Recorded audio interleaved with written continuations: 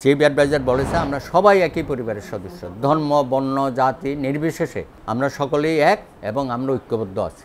সুতরাং বিএনপি যদি মনে করে যে আমরা ক্ষমতায় চলে গেছি, জামাতও যদি মনে করে ক্ষমতা, এটা বড় ভুল হবে। নির্বাচন হোক, ক্ষমতায় যাবেন, কিন্তু এখনই যদি মনে করেন এই সরকারকে তো আপনারা ইমেজ সংকটে ফেলে দেবেন।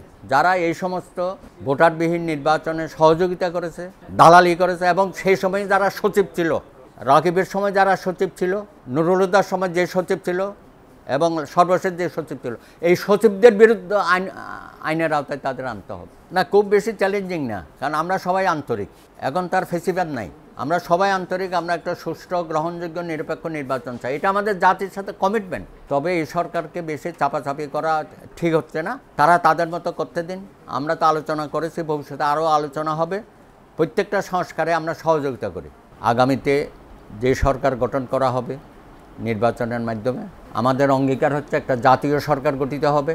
আমরা আরও বলেছি যে দ্বিকক্ষ বিশিষ্ট পার্লামেন্ট ঐক্যমতের ভিত্তিতে আমরা গঠন করব, এবং আপার হাউস লোয়ার হাউস, এবং সেখানে যারা আপার হাউসে আসবেন তার কাঠামো কী হবে সেটা আমরা অংশীজন যারা আছে বিভিন্ন দল, তাদের সাথে আলাপ আলোচনা করে আমরা একটা সঠিক ব্যবস্থা আমরা নিতে পারব। তো কিছু সংস্কার আছে আগামী দিনের দলীয় সরকার বা রাজনৈতিক সরকার যখন আসবে তারা করবে, আর আশু কতগুলো সংস্কার আছে, যেমন নির্বাচন কমিশন ইতিমধ্যে তারা পদত্যাগ করেছে, এটাকে পুনর্গঠন করতে হবে, দুদককে পুনর্গঠন করতে হবে, আমাদের পিএসসিকে পুনর্গঠন করতে হবে।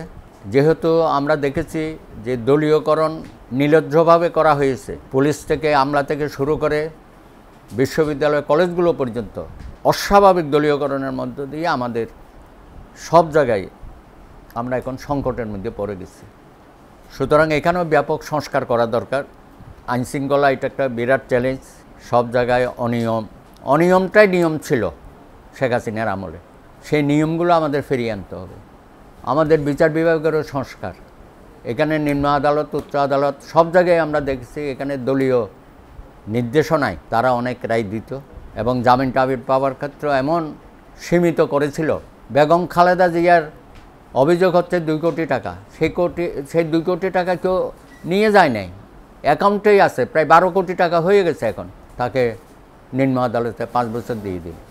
এখন ঠিক আছে, 5 বছর দিয়েছে, হাইকোর্টে আসলে তো এটা বেল হয়ে যায়। 5 বছর 7 বছর বেল হওয়া কোনো ব্যাপারই না, এটা আমাদের জুনিয়র লয়াররা দাঁড়ালেও বেল পেয়ে যায়, তার বেলটা পর্যন্ত আটকিয়ে রাখতে হয়েছে। দুর্ভাগ্য আমাদের, অ্যাপেলেট ডিভিশনও 5 বছরের বেলটা তারা অ্যালাউ করে নাই।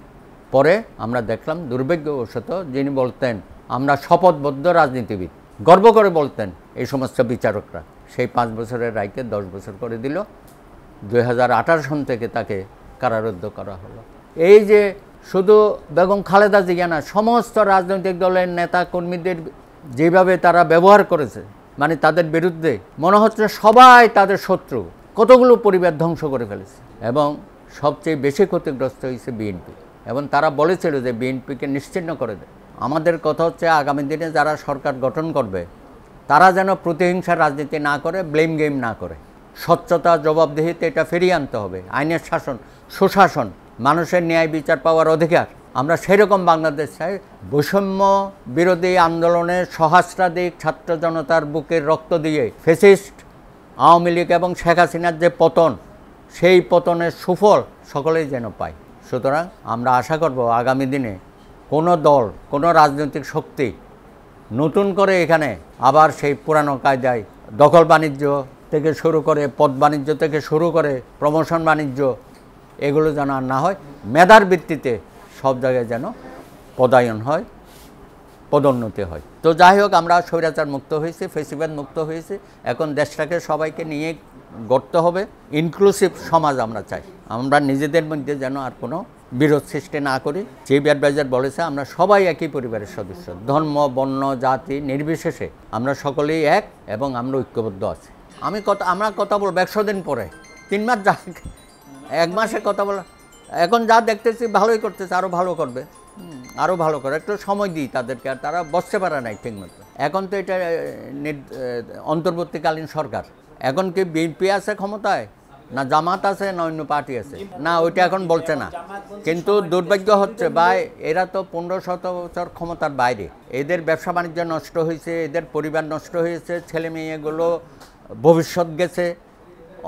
হাজার হাজার বিএনপির ছেলেরা এখানে এসে ট্যাক্সি চালায়, মোটরসাইকেল চালায়, এগুলো আপনার রিক্সা চালায়। এই যে রিক্সা চালকরা এত সাপোর্টটা দিল, এরা কারা? এরা সব নির্যাতিত কর্মী বাহিনী, দেখেন নাই? হ্যাঁ, এবং কীভাবে সহযোগিতা করেছে তারা এই আন্দোলনকে। মোটরসাইকেলওয়ালারাও দেখবেন, হ্যাঁ, এরা সব নির্যাতিত নিপীড়িত, গ্রাম ছেড়ে চলে আসতে বাধ্য হয়েছে এখানে। সুতরাং বিএনপি যদি মনে করে যে আমরা ক্ষমতায় চলে গেছি, জামাতও যদি মনে করে ক্ষমতা, এটা বড় ভুল হবে। নির্বাচন হোক, ক্ষমতায় যাবেন, কিন্তু এখনই যদি মনে করেন এই সরকারকে তো আপনারা ইমেজ সংকটে ফেলে দেবেন। এখনই ভাগাভাগি করতেছেন, কে কী পদ পাবে, কে কোথায় দখল করবে, কে কোথায় বিসি হবে, এখানে কে ডিএজি হবে, এজি হবে, একটা অশুভ প্রতিযোগিতা চলছে। এটা আমরা চাই না। এটা যারা করে, আমি মনে করি তারা আমার দেশের মানুষের স্বপ্নটাকে নষ্ট যেন না করে, এটা আবেদন জানাবো। না, নির্বাচন কমিশনের তো রাষ্ট্রদ্রোহ মামলা হওয়া উচিত। 2014 রাকিবউদ্দিনের কমিশন, 2018 নুরুল হুদার কমিশন, আর হাবিবুল আওয়ালের কমিশন, সকলেরই 5 জন না, এই 15 জনের বিচার বাংলার মাটিতে হবে। এই অবৈধ নির্বাচনকে যারা বৈধতা দিয়েছে, ভোটারবিহীন নির্বাচন, টাকার নির্বাচন, দিনের পর রাতে করার নির্বাচন, 152 জনকে বিনা ভোটে নির্বাচিত ঘোষণার নির্বাচন, যারা এই সমস্ত ভোটারবিহীন নির্বাচনে সহযোগিতা করেছে, দালালি করেছে, এবং সেই সময় যারা সচিব ছিল, রাকিবের সময় যারা সচিব ছিল, নুরুল হুদার সময় যে সচিব ছিল, এবং সর্বশেষ যে সচিব ছিল, এই সচিবদের বিরুদ্ধে আইনের আওতায় তাদের আনতে হবে। কারণ এগুলো যদি আমরা না করি, আগামী দিনেও আবার এইরকম দানবীয় শক্তি বেরোতে পারে। না, আমরা তো নির্বাচন কমিশন পুনর্গঠন হবে, দেখি, নিশ্চয়ই আলাপ আলোচনা হবে। হ্যাঁ, আমরা একটা সৎ, যোগ্য, নিরপেক্ষ এবং সাহসী নির্বাচন কমিশন চাই।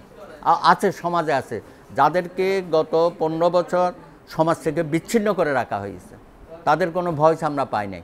আমরা কতগুলো দালালদের ভয়েস পাইছি। এটা তার একটা রাজদরবার আছে, দরবারে কিছু লোককে বসায় রাখতো। আপনাদের সাংবাদিক ভাইদেরও আমরা দেখেছি, আমরা ব্যবসায়ীদের দেখেছি, আমরা ইউনিভার্সিটির টিচারদের দেখেছি, আমরা কবি লেখকদেরও দেখেছি কী ধরনের রাজসভার সদস্য হয়েছিল তারা। সুতরাং এর বাইরেও আরেকটা সৎ, সাহসী, নির্ভীক মানুষ আছে সমাজে, তাদেরকে খুঁজে বের করে নির্বাচন কমিশনের দায়িত্ব দিতে হবে। না, খুব বেশি চ্যালেঞ্জিং না, কারণ আমরা সবাই আন্তরিক, এখন তার ফেসিবাদ নাই, আমরা সবাই আন্তরিক। আমরা একটা সুষ্ঠু, গ্রহণযোগ্য, নিরপেক্ষ নির্বাচন চাই। এটা আমাদের জাতির সাথে কমিটমেন্ট। আমরা যে 15 বছর আন্দোলন করেছি, আমরা তো সকলেই এই কথাই বলেছি যে এই সরকার দেশটাকে ধ্বংস করেছে, শ্মশানে পরিণত করেছে, সেই জায়গায় আমরা দেশটাকে গড়ে তুলতে চাই। সুতরাং এই গড়ার লক্ষ্যে আমরা সকলেই ঐক্যবদ্ধ আছে, আমাদের মধ্যে কোনো দ্বিমত নাই। তবে এই সরকারকে বেশি চাপাচাপি করা ঠিক হচ্ছে না, তারা তাদের মতো করতে দিন। আমরা তো আলোচনা করেছি, ভবিষ্যতে আরও আলোচনা হবে। প্রত্যেকটা সংস্কারে আমরা সহযোগিতা করি, নির্বাচন কমিশন থেকে শুরু করে সাংবিধানিক যে প্রতিষ্ঠানগুলো আছে, বিচার বিভাগ সহ, তারপরে আইনশৃঙ্খলা বাহিনী, এটা খুবই গুরুত্বপূর্ণ, প্লাস প্রশাসন। এবং এই প্রশাসন এবং আইনশৃঙ্খলা দুইটাই নষ্ট করে দিয়ে গেছে।